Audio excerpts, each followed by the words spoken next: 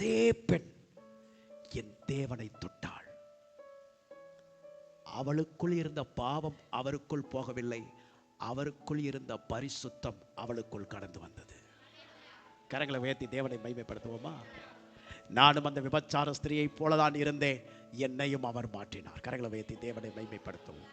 அவர் தன்னுடைய வார்த்தையில, வாழ்க்கையில, பேச்சிலே, சகல விதத்திலும் பரிசுத்தம் உள்ளவராக வாழ்ந்தும் நடந்தும் காண்பித்தார்.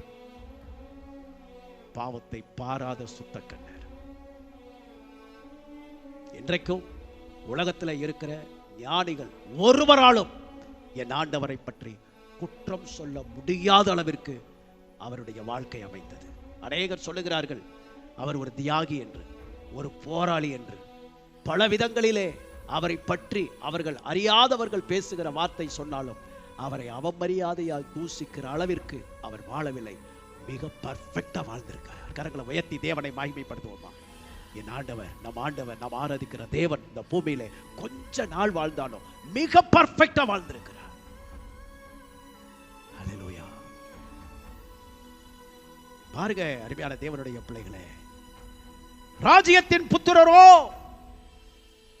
புறம்பான இருளிலே இருப்பார்கள். வசனம் அவர்களுக்கு தெரியும், வாக்குத்தத்தம் தெரியும், சத்தியம் தெரியும், எல்லாம் தெரிஞ்சு இவர்தான் மேசியா என்று அறிந்து கொள்ளுகிற அந்த கிருபை இல்லை. நீங்க நினைக்கலாம், ஏன் எங்கள் சொந்தக்காரவங்களுக்காக நான் ஜெபம் பண்ணிட்டு இருக்கிறேன், என் வீட்டில் இருக்கிறவங்களுக்காக ஜெபம் பண்ணிட்டு இருக்கிறேன், என் குடும்பத்தில் இருக்கிறவங்களுக்காக ஜெபம் பண்ணிட்டு இருக்கிறேன், என் தகப்பனாருக்காக ஜெபம் பண்ணிட்டு இருக்கிறேன், என் மனைவிக்காக நான் ஜெபம் பண்ணிக்கிட்டு இருக்கிறேன், என் புருஷனுக்காக நான் ஜெபித்துக் கொண்டிருக்கிறேன், என் பிள்ளைகளுக்காக நான் கதறி கொண்டிருக்கிறேன், என்னுடைய தெருவில் இருக்கிறவர்களுக்காக அழுது கொண்டிருக்கிறேன், என் வாழ்க்கையில் பல வழிகளிலே இவர்கள் இயேசு சந்திக்க கூடாதா, ஏன் இவர்கள் தேவனண்டையில் வர முடியவில்லை, இவர்கள் ஏன் இந்த ஜீவனுள்ள தேவனை அறிந்து கொள்ள முடியவில்லை என்று சொல்லி ஒருவேளை உங்களுடைய ஏக்கம், உங்களுடைய பெருமூச்சு, உங்களுடைய தவிப்பு உங்களுக்கு கேள்விகளாக வந்திருக்கலாம். நான் உங்களிடத்தில் ஒரு விஷயத்தை சொல்ல விரும்புகிறேன்.